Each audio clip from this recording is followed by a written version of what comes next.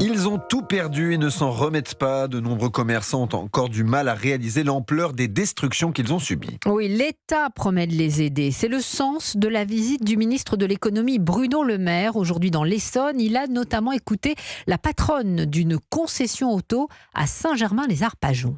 Pour rentrer dans le garage, ils sont passés par cette porte-là. Ensuite, ils ont fouillé, pillé les bureaux. Ensuite, ils ont accédé à la porte qui mène dans l'atelier. Ils ont vidé tout l'atelier, toutes les voitures qui allaient être livrées. Quand on est arrivé et qu'on a vu les voitures qui se rentraient les unes dans les autres, on se serait cru dans un film. Vous avez une estimation des dégâts déjà Entre 200 et 300 000 euros.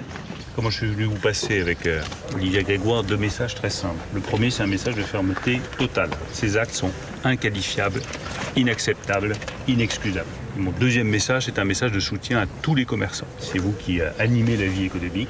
On a besoin de vous. Vous devez pouvoir travailler en paix. 200 à 300 000 euros de dégâts, dialogue que vous avez capté. Margot Faudéré, le ministre de l'économie, a fait preuve d'empathie, mais il a également annoncé des mesures concrètes. Oui, le gouvernement a d'abord obtenu plusieurs gestes de la part des assureurs. D'abord, ils ont accepté de prolonger jusqu'à 30 jours le délai de déclaration du sinistre. Généralement, ce délai est fixé à 5 jours. Ensuite, ils se sont engagés à accélérer le processus d'indemnisation. Enfin, ils ont aussi accepté de réduire les franchises au cas par cas pour les commerçants indépendants. De son côté, l'État aussi va mettre la main à la poche pour soutenir les 1000 commerces qui ont été victimes de dégradation et de pillage.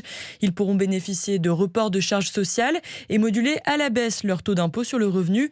Les commerçants les plus touchés et en grande difficulté pourront même bénéficier au cas par cas et à titre exceptionnel d'une annulation des charges sociales et fiscales.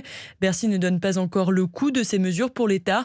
En tout cas, hier, le MEDEF estimait les dégâts à 1 milliard d'euros pour les entreprises en France. Margot Faudéré.